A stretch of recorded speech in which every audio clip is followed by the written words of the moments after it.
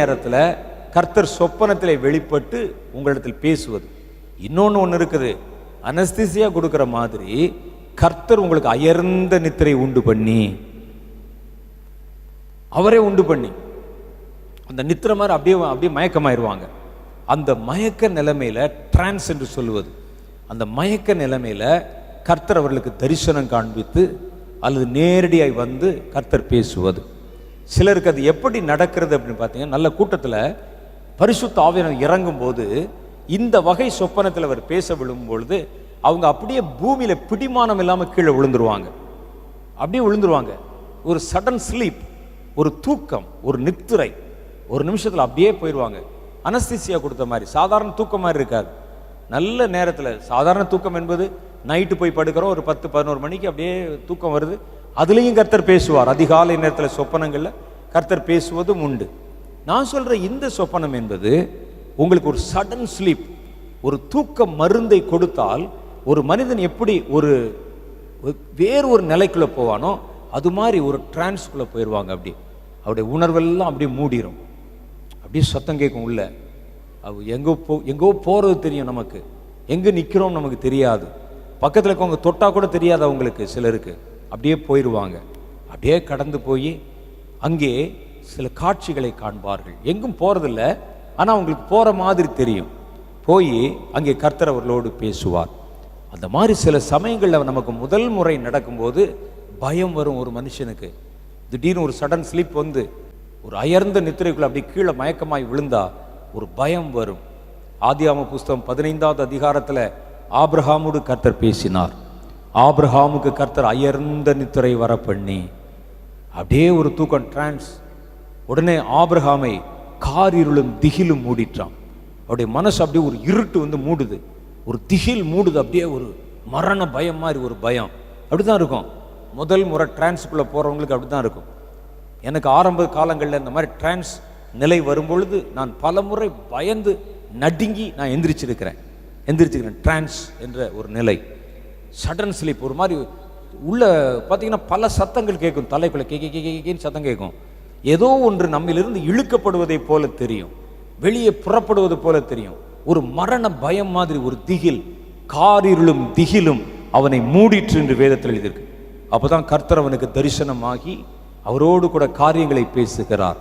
எகிப்துக்கு அவர்கள் அடிமையாக கொண்டு போகப்பட போவது, 400 வருஷங்களுக்கு பிறகு அவர்கள் விடுதலை செய்யப்பட போதெல்லாம் கர்த்தர் அவரிடத்துல அந்த தரிசனத்தில் பேசுகிறார். இது பேர் டிரான்ஸ் என்பது. அந்த நேரத்தில் அது எங்க வேண்டுமானால் நடக்கலாம். ஒரு மாதிரி இந்த மாதிரி இடங்களில் கூட்டங்களில் நல்லா ஜெபம் பண்ணுற நேரத்தில் பரிசுத்த ஆவியான ஏதாவது செய்தி சொல்ல விரும்பினால் சிலருக்கு கர்த்தர் இந்த முறையிலே பதில் சொல்லுவதுண்டு. அந்த நேரத்தில் என்ன செய்வாங்கன்னா அப்படியே பிடிமானம் இல்லாமல் கீழே விழுந்துருவாங்க, மரக்கட்டை மாதிரி விழுந்துருவாங்க. விழுந்த உடனே கர்த்தர் அவரிடத்துல பேசுகிற காட்சிகள் தெரியும். வாலண்டியர்ஸ் வந்து அவங்கள போட்டு இழுத்தாலும் தூக்கி கொண்டாந்து இங்கே வந்து படுக்க போய்த்தாலும் அவர்களுக்கு எந்த உணர்வும் இருக்காது. என் வாழ்க்கையிலே நான் ஒரு சம்பவத்தை பார்த்தேன், அது ரொம்ப ஆச்சரியமானது. அதுக்கப்புறம் நான் அப்படி பார்த்ததில்லை. நான் ஒரு முறை ஒரு சம்பவம் பார்த்தேன். நான் ஒரு தேவ மனுஷருடைய ஒரு ஊழியத்தில் ஆஃபீஸில் வேலை செய்து கொண்டிருந்தேன். சம்பளம் இல்லாமல், நாங்கள்லாம் வேலை பார்க்குற காலங்களில் சம்பளம் இல்லாமல் தான் ஊழியக்காரத்தில் வேலை பார்க்கணும் ஆஃபீஸில். இப்போல்லாம் வரும்போதே எங்களுக்கு வந்து பிஎஃப் கொடுப்பீங்களா, அது கொடுப்பீங்களா, இது கொடுப்பீங்கன்னு கேட்டு வருவாங்க. எங்கள் காலத்தில் அப்படி இல்லை. நாங்கள் ஊழியம் கற்றுக்கொள்ளணும். ஒரு பெரிய ஊழியக்கார இடத்துல நான் அசிஸ்டண்ட்டாக இருந்தேன். அங்கே வர கடிதங்கள் எல்லாம் பார்க்கணும், எழுதணும், எல்லாவற்றையும் அனுப்பணும், சாப்பாடு கொடுப்பாங்க, அவ்வளோதான். மற்றபடி அங்கேயே கூடவே இருப்போம். நான் ஒவ்வொரு மாதம் வீட்டுக்கு போய் எங்கள் அப்பாட்ட பாக்கெட் மணி வாங்கிட்டு மறுபடியும் இங்கே வந்துடுவேன் ஆஃபீஸுக்கு. ஒரு மாதம் அங்கே வேலை செய்வோம். அப்போ கர்த்தர் அப்பொழுது கர்த்தர் நிறைய பேசி பயன்படுத்தினார். அந்த ஊழியக்காரர் நடத்துகிற சின்ன அந்த கூட்டங்கள், ஃபாஸ்டிங் ப்ரேயர் போன்ற ப்ரேயர்களில் என்னை கூப்பிட்டு ஜெபம் பண்ணுறதுக்காக கூடுவாங்க. நான் ஜெபம் பண்ணும்போது அனாயிண்டிங் ஆகும். நிறைய பேர் தரிசனம் பார்ப்பாங்க, விழுவாங்க, பல அனுபவங்கள் கிடைக்கும். இதுக்காக நான் உங்கள் ஆஃபீஸில் உட்காந்து அங்கே உள்ள டைப் பண்ணிகிட்டு இருப்பேன். இங்கே கூட்டம் நடந்துக்கிட்டு இருக்கோம். அந்த நேரத்தில் ஜெப நேரத்தில் அந்த ஐயா என்னை கூப்பிட்டு வர சொல்லிடுவாங்க. தம்பி நீ வந்து ஜெபம் நடத்து, இப்போ ஜெபம் நடத்து. நான் அவ்வளோ நேரம் வேலை பார்த்துருப்பேன், வந்து ஜெபம் நடத்துவேன். ஜெபம் நடத்தும் போது அநேகர் அந்த மாதிரி வரும். அப்போ அங்கே இருக்கிறவங்களுக்கு ஒரு ஆசை. அவங்க சொன்னாங்க, எப்படியாவது இந்த தம்பியை தனியாக கூட்டி போய் இவனுக்கிட்ட நம்ம ஜெபம் பண்ண சொல்லணும் அப்படின்னு ஆசை. அதுக்கு எங்கள் ஆஃபீஸில் ரொம்ப கட்டுப்பாடு ஜாஸ்தி. யாரும் எங்ககிட்ட நேரடியாக பேசிட முடியாது. அப்புறம் வந்து நாங்கள் வந்து இவ்வளோ இத்தனை மணிக்கு சாப்பிடணும், அத்தனை மணிக்கு சாப்பிடணும், இத்தனை மணிக்கு தூங்கணும்னா தூங்கிடணும், அதுக்கு மேலே முழிக்கக்கூடாது. ரைடு வர்ற மாதிரி அப்படியே லைட் அடிச்சுட்டே வருவாங்க ஒவ்வொரு ரூமா. என்ன இன்னும் லைட் எரியுதுன்னு சொல்லுவாங்க. அதனால் வரக்கூடிய கூட்டத்தாருக்கு நான் ஜெபம் நடத்துவேன். ஜெபம் முடிச்சோடனே போய் நான் விட்ட வேலையை எங்கள் ஆஃபீஸில் போய் செய்யணும். இங்கே நிற்கிறவங்ககிட்டலாம் பேசக்கூடாது. அப்போ அதில் அந்த ஊழியத்தில் மிக முக்கிய பொறுப்புகள் இருந்த சில ட்ரஸ்டீஸ் 6 பேர் 6-7 பேர் தங்களுடைய குடும்பத்தாரோடு தன்னுடைய மனைவியோட ஒரு நாள் என்னை சந்தித்தார்கள். அந்த நேரத்தில் எங்கள் ஊழிய தலைவர் வெளிநாட்டுக்கு போயிருந்தார். ஊழியத்துக்கு வர 10 நாள் ஆகும், வர 6-7 நாள் ஆகும். அப்படி சிங்கப்பூர் போயிருந்தாங்க. அந்த நேரத்தில் அவங்க வந்து சந்தித்தாங்க. தம்பி, நாங்கள் எல்லாம் இன்றைக்கி ராத்திரி கூடி ஜெபம் பண்ணணும்னு இருக்கோம். ஏன்னா அப்போ நான் சின்ன பையன், 21 வயசு, எனக்கு 22 வயசு. நாங்கள் வந்து ஜெபம் பண்ணணும்னு இருக்கோம். அப்போ ஜெபம் பண்ணும்போது நீ வந்து ஜெபம் நடத்தின எங்களுக்கு ரொம்ப ஆசை.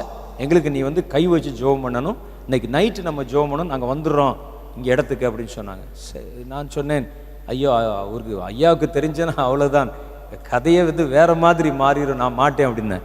இல்லை சொன்னாங்க, நம்ம ஜெபம் தானே பண்ண போகிறோம், வேறு என்ன செய்ய போகிறோம், ஜெபம் தானே பண்ண போகிறோம், ராத்திரி நாங்கள் ஜெபம் பண்ண போகிறோம், வா ஜெபம் பண்ணுவோம். நாங்கள் சரின்னு நான் அங்கே போய் அவர்களோட ஜெபம் பண்ணினேன்.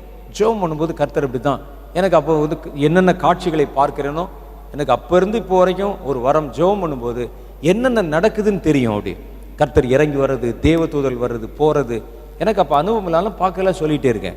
கர்த்தர் அபிஷேகம் இறங்கி வருகிறது. அப்போ ஒரு குறிப்பிட்ட ஒரு சம்பவம் நடைபெற்றது. மாஸ் விஷன் என்று ஒன்று இருக்கிறது. மாஸ் விஷன் என்றால் ஒரே காட்சியை அந்த இடத்துல இருக்கிற அத்தனை பேரும் பார்ப்பது. இப்போ நம்ம கூட்டம் நடத்தும் போது நம்ம ஜெபம் பண்ண என்ன செய்வாங்கன்னா, ஒருவர் ஒரு தரிசனம் பார்ப்பார், பக்கத்தில் இருக்கிறவர் வேறு தரிசனம் பார்ப்பார், இல்லை வெவ்வேறு தரிசனங்கள் பார்ப்பாங்க. ஆனால் கண்ணை திறந்தோ அல்லது கண்ணை மூடியோ ஒரே காட்சியை எல்லாரும் அந்த இடத்துல எல்லாரும் பார்ப்பது. முதல் நூற்றாண்டில் எழுப்புதல் வந்த போது அவங்க எல்லாம் மேலறையில் கூடி ஜெபம் பண்ண போது 120 பேருக்கும் அந்த அக்னி காணப்பட்டு என்று எழுதியிருக்கு. வானத்திலிருந்து அக்னி நாவுகள் இறங்கி 120 பேருக்கும் அது காணப்பட்டதாம், எல்லாருடைய கண்களுக்கு முன்பாக தெரிந்ததாம். அது மாதிரி ஒரு காட்சி நடைபெற்றது. நாங்கள் அப்படி வட்டமாக நாங்கள் கூடி ஒரு கிரவுண்டில் ஜெபம் பண்ணுறோம். பின்னால் காடு மாதிரி இருக்குது, மரங்கள் இருக்கிறது, தென்னை மரம் பனைமரமெல்லாம் இருக்குது. அந்த காட்டுக்கு நடுவில் ஒரு சின்ன ஒரு இடம் இருக்குது, அங்கே தான் உட்காந்து ஜெபம் பண்ணுறோம். அங்கே எல்லாம் நாங்கள் வட்டமாக உட்காந்து நிலா வெளிச்சம் அடித்து கொண்டிருக்கிறது. திடீரென்று அங்கே இருந்த ஒரு அம்மா சொன்னாங்க, கத்துனாங்க, தம்பி பின்னால் பாருங்க, பின்னால் பாருங்க, ஒரு பெரிய பிரசன்னத்தை பார்க்குறேன்னு. எல்லாரும் கண் திறந்து பார்க்குறதெல்லாம் எதுவுமே வந்து தப்பு கிடையாது, எதுவும் இல்லாத காரியம் இல்லை, இட்டுக்கட்டி சொல்ல ஒரு வார்த்தை கூட முன்ன பின்ன சொல்லலை. நாங்கள் அங்கே திரும்பி பார்த்த பொழுது முள் புதர்களுக்கு பின்னால் இருந்து ஒரு நெருப்பு கை, சூரியன் அப்படியே எந்திரிச்சா அப்படி எந்திரிக்குமோ ஒரு கை அப்படியே எந்திரிக்குது. ஒருவரல்ல, கூடியிருந்த அத்தனை பேரும் கண்ணுக்கும் தெரிகிறது. மேலே அப்படியே அந்த கை வருது, எங்கள் மேலே அது நோக்கி அப்படி நீட்டப்படுவதை பார்த்து எல்லாம் ஆவில நிறைஞ்சு குதிக்க ஆரம்பிக்கிறாங்க. எனக்கு என்ன செய்வது என்று தெரியவில்லை. நல்ல வித்தியாசமான அனுபவங்களை கர்த்தர் வழி நடத்தினார். அது முடிச்ச உடனே கடைசியில் காலை நேரம் ஆக போகுது, விடிய போகுது. இப்போதான் வந்து கிளைமேக்ஸ் வருது. விடிய போகிற நேரத்தில் என்ன சொன்னாங்கன்னா, தம்பி ஜெபத்தை நம்ம வந்து முடிச்சிருவோம், கர்த்தர் இன்னைக்கு பலத்த காரியங்கள் செய்தார், நீங்கள் எங்கள் எல்லாருக்கும் கை வச்சு ஜெபம் பண்ணணும்னு சொன்னாங்க. அங்கே இருந்து எல்லாருமே என்னை விட வயசில் பெரியவர்கள். ஒருவர் கல்லூரியில் வேலை பார்க்குறார், ஒருவர் வெட்டினரி டாக்டராக இருக்கிறாரு, ஒரு அம்மாவுக்கு ஒரு காலேஜில் ப்ரொஃபஸராக இருக்கிறாங்க, இன்னொருவர் வந்து டாக்டராக இருக்கிறாங்க. இப்படி கொஞ்சம் பேர் இருக்கிறாங்க. எல்லாரும் என்னை விட வயசில் பெரியவங்க, நான் சின்ன பையன். அவங்க சொன்னாங்க, நாங்களாம் முழங்கால் போடுறோம் வட்டமாக ஜெபமணியா அப்படின்னு சொன்னாங்க.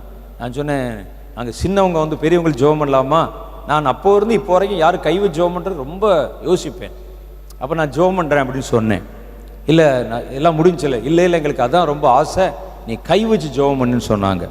முதல் முறை என்னுடைய ஊழியத்தில் அங்கே இருந்த ஒரு வெட்டினரி டாக்டர், அவர் மேலே என் கையை கொண்டாந்து வச்சேன். கையை வச்ச உடனே கீழே இருந்த ஆள் காணாமல் போயிட்டார்.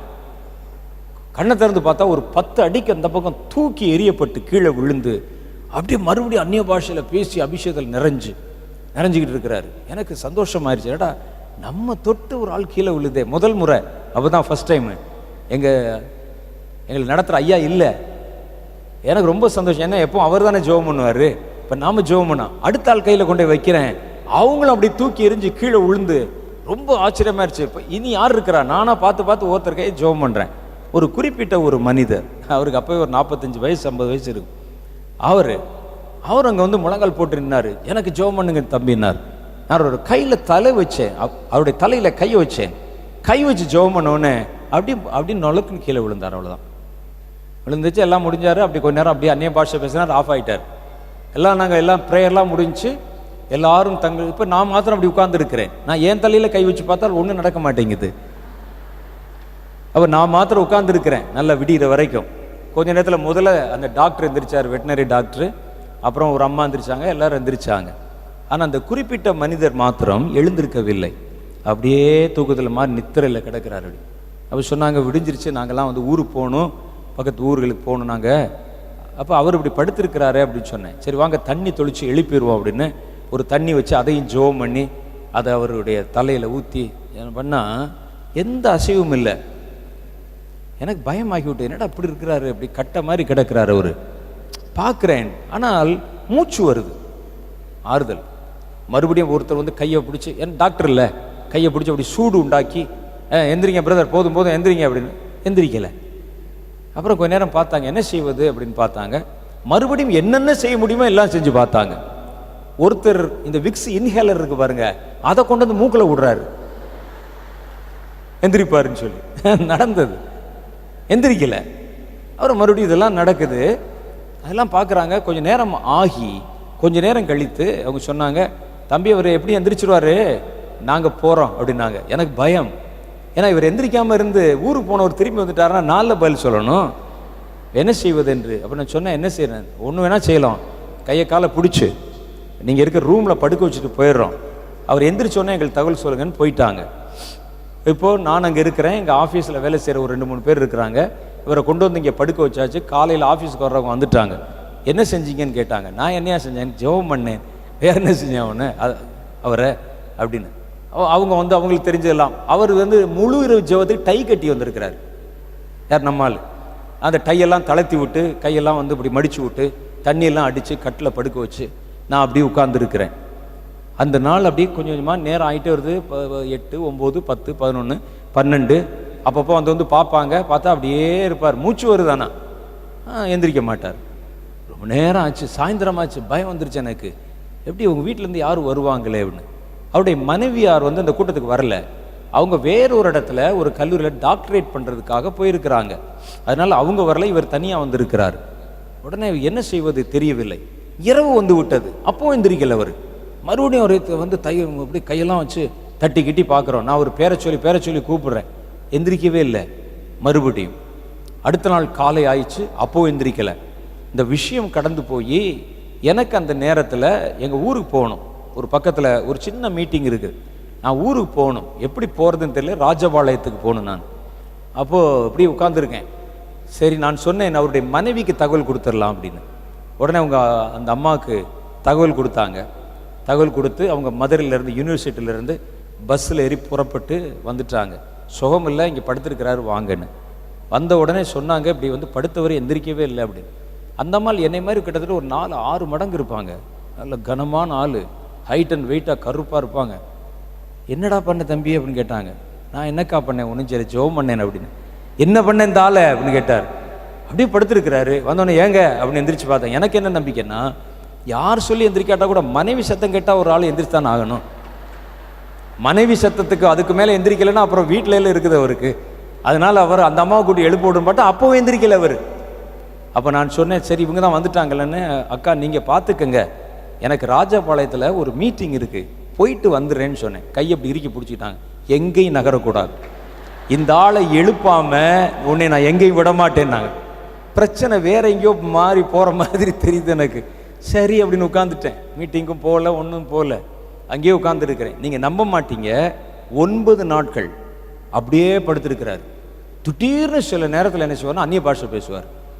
ஐயோ அந்நிய பாஷை பேசுகிறான்னு சொல்லி உடனே அப்படியே பிடிச்சி ஆட்டுவோம். பிரதர் எந்திரிங்க எந்திரிங்க, அவ்வளோதான் ஆஃப் ஆயிடுவார். கை வச்சோன்னே மறுபடியும் ஆஃப் ஆயிடுவார். அப்போ அந்த அம்மா சொன்னேன், நீ கையை வைக்காதடா, நான் கை வைக்கிறேன்னு சொல்லி அந்த அம்மா கை வச்சா அப்பவும் தூங்கிறாரு. என்னடா அது சோதனை என்று அப்படியே போட்ட ட்ரெஸ்ஸில் அப்படியே படுத்துரு. இதில் நான் பார்த்தது உண்மை. அப்படியே கிடக்கிறாரு.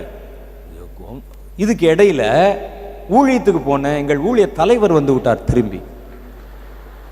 அவருக்கு நான் தான் உங்களை எல்லாம் ஜெபம் பண்ணக்கூடாதுன்னு சொன்னேனே, எப்படி நடந்துச்சு, இது என்ன பண்ண, நீ தான் பொறுப்பு இதுக்கு வா அப்படின்னு சொல்லி அவர் உட்காந்து அவர் என்னமோ ஜெபம் பண்ணி அந்நிய பாஷெல்லாம் பேசி தண்ணி தொளிச்சு எல்லாம் பார்க்குறாங்க. எந்திரிக்கவே இல்லை. எனக்கு பயமாகி விட்டது. ஏன்னா இவ்வளோ நாளாச்சு. நீங்கள் நான் இப்போ ரொம்ப சிம்பிளாக சொல்கிறேன். நான் அந்த நிலைமையில் என்னுடைய மனம் எப்படி இருக்கு யோசிச்சு பாருங்க. அப்படியே பண்ணிட்டு இருக்கோம். 9வது நாள் திடீர்னு ஒரு அச்சுன்னு ஒரு தும்மல் போட்டு எந்திரிச்சார். அப்படியே உட்காந்துக்கிட்டே இருக்கிறோம் நாங்கள். இப்படி சுற்றி தினம் வேலை தான். இந்த அம்மா அப்படியே ஒரு விசிறியை வச்சு வைக்காமல் அப்படியே விசிறிக்கிட்டே பலாப்பழத்தை விசிறு அப்படி உட்காந்துருப்பாங்க. அந்த அம்மா கை வலிக்க நேரத்தில் நான் வாங்கி விசிறிக்கிட்டு அப்படியே பொழுது கெடுத்துக்கிட்டு இருப்போம். அப்படியே உட்காந்துருக்கோம் 2 பேர். திடீர்னு ஒரு தும்மல் போட்டு எந்திரிச்சார். எந்திரிச்சு கேட்டார், நான் எங்கே இருக்கிறேன்னு கேட்டார். நான் சொல்கிறேன், நீ சரியான இடத்துல தான் இருக்க, நான் தான் எங்கே இருக்கிறேன்னு தெரியலன்னு. நீ சரியான இடத்துல தான் இருக்கீங்க, நீங்கள் நாங்கள் தான் தப்பான இடத்துல எங்கேயோ வந்து மாட்டிக்கொண்டோன்னு. அப்புறம் உடனே அவர் வந்துட்டார், தலைவர் வந்துட்டார், லீடர். கேட்டார், என்ன நடந்துச்சு, என்னாச்சு, இவன் என்ன பண்ணான்னு கேட்டார். என்னடா நான் என்ன பண்ணேன்? அவர் சொன்னார், தம்பி வந்து ஜெபம் பண்ண வர்ற நேரத்தில் அவரை முந்தி கொண்டு நடுவில் வேறொருவர் வந்து நின்றார். அவர் தங்க நிறத்தில் ஒரு ட்ரெஸ் பண்ணியிருந்தார். இந்த தம்பி கை நீட்டுறதுக்கு முன்னால வேறொரு கை நீட்டப்பட்டு என்னோட தலையில வச்சு, அப்பா இன்னும் என் மேல தப்பு வராது. அவரே சொல்லிட்டார், இவன் காரணம் இல்லை, கை வைக்க வந்தான், அதுக்குள்ள வேற ஒருத்தர் கை வச்சுட்டார், நான் விழுந்துட்டேன். அவ்வளோ விழுந்த உடனே நான் வேறொரு மண்டலங்களுக்கு எடுத்து செல்லப்பட்டு ஒரு ஒரு பெரிய இடம் இருக்குது, ஒரு சிங்காசனம் வச்சிருக்கு, படிப்படியா இருக்கு. அந்த படியெல்லாம் தங்கம் மாதிரி தக தக தக தகன்னு தகச்சுக்கிட்டு இருக்கு. அதுல ஒருவர் அமர்ந்திருக்கிறார். சுற்றிலும் தேவ தூதர்கள் அப்படியே பாடிட்டு இருக்கிறாங்க. நான் இங்க போற எனக்கு சந்தோஷமா இருக்குது. என்னை யாரும் கண்டுகொண்ட மாதிரியே கவனிச்ச மாதிரியே இல்லை. நான் அந்த கூட்டத்தோடு நின்று நானும் அங்கே நடனம் ஆடி பாடி கொண்டிருக்கிறேன். அப்படி பாடுறேன். கொஞ்ச நேரம் தான், ஒரு 10 நிமிஷம் அப்படி பாடிக்கிட்டு இருந்தேன். திடீர்னு ஆண்டவர் சொன்னார், உன்னை அழைக்கிறார்கள் போ என்றார். நான் வந்தேன் அப்படின்னு. எப்போ 10 நிமிஷம் அவர் போய் ஆடினாரா? நாங்க இங்க 10 நாளா உட்கார்ந்து இருக்கிறோம். சொல்லிட்டு அவர் அவங்க என்னென்ன பார்த்தேன் என்பதை அவர் சாட்சியாக சொன்னார். இப்போ எனக்கு ரொம்ப ஆச்சரியம். அவர் தேவன், இதுக்கு பேர் தான் டிரான்ஸ் என்பது. இது டிரான்ஸுடைய உச்சம். அதுக்கு பிறகு நான் அப்படி பார்க்கல. அந்த ஒரே ஒரு சந்தர்ப்பத்தில் தான் ஒரு மனிதனுக்கு இவ்வளோ நீண்ட நாட்கள் ஒரு டிரான்ஸ்ல கிடந்ததை நானே சொந்த கண்ணில் பார்த்தேன். நான் 9 நாள் அப்படியே படுத்திருந்தார். அதுக்கு பிறகு நான் பார்த்ததில்லை. இதுக்கு பேரு டிரான்ஸ் என்பது. இதிலே தரிசனங்கள் உண்டாகி, இது மாதிரி தான் ஆபிரகாம். கர்த்தர் ஆபிரகாமுக்கு அயர்ந்த நித்திரை உண்டு பண்ணி அவனோடு கர்த்தர் இடைப்பட்டு பேசினார், அந்த காரியங்களை வெளிப்படுத்தினார். அப்ப கர்த்தர் ஆவியினுடைய ஏவுதல்ல பேசுவாரு, சொப்பனத்தில் பேசுவாரு, தரிசனத்தில் பேசுவார். 3வது அவருடைய குரலிலே பேசுவார். கர்த்தர் எப்படி பேசுவார்? ஆடியபிள் வாய்ஸில் கர்த்தர் பேசுவார். அப்படியே நம்ம கேட்கலாம். அதை என்ன நடக்கும், எனக்கு நடக்கிற சொல்றேன், உங்களுக்கு எப்படி வரும்னு தெரியல. எனக்கு நான் என்ன செய்வேன், ஜெபம் பண்ணிட்டு இருக்கும்போது பெரிய கூட்டம் இருக்கும், அப்படி எல்லாரும் கத்திக்கிட்டு இருப்பாங்க. ஒரு கை என் காதை மூடுவது மாதிரி இருக்கும். அப்படி காதை மூடினா எப்படி இருக்கும் பாருங்க, விண்ணுன்னு அது மாதிரி காதை மூடுற மாதிரி இருக்கும். ஒரு இளஞ்சூடாக இருக்கும் காது. அந்த நேரத்தில் அதை தாண்டி ஒரு அமர்ந்த மெல்லிய தெளிவான ஒரு சத்தம் உள்ள இருந்து ஆள் பேசுற மாதிரி, ஒரு போன்ல கேட்டா எப்படி இருக்குமோ அது மாதிரியே கேட்கும். பேச ஆரம்பிப்பார். அப்புறம் என்னன்னா நமக்கு ரொம்ப சிம்பிள். அவர் பேச பேச கேட்டு நான் உங்களுக்கு சொல்லணும், அவ்வளவுதான். ஒரு டிரான்ஸ்லேட்டர் எப்படி பண்ணுவாரு, நம்ம பேசுனோம்னா அவர் உடனே வாங்கி பேசுவார்ல. சில முறைகளில் ஆண்டவர் பேசுவார், வேகமா பேசுவார். அந்த ஒரு வார்த்தை வருவதற்கு முன்னால கேட்டு வாங்கி பேசணும். சில முறை நான் சொல்றதை மாத்திரம் கேட்டுக்க, இப்ப சொல்லாதன்னு சொன்னா கேட்கணும். இது கர்த்தர் ஆடியபிள் வாய்ஸ்ல குரல்ல பேசுவார். சிலர் கேட்பாங்க, ஆண்டவர் பேசுவாரா? பேசுவாருங்க.